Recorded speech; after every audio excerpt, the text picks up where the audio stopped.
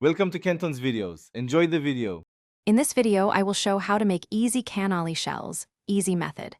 Roll dough thin, wrap around forms, and fry until golden brown. Drain on paper towels and cool before filling to keep shells crisp. I'll share tips to avoid soggy centers and how to adjust sweetness and spice. This method uses simple pantry ingredients and a few tricks so you can make bakery-quality shells at home easily and confidently.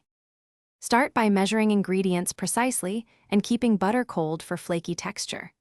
Mix just until the dough comes together to avoid gluten toughness, then wrap and chill to relax the dough. Roll to a uniform thinness and cut circles for consistent shells. Chilling again briefly after shaping helps maintain form before frying.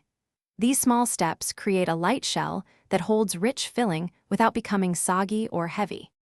Frying is quick, so prepare your station with tongs, paper towels, and cooling racks.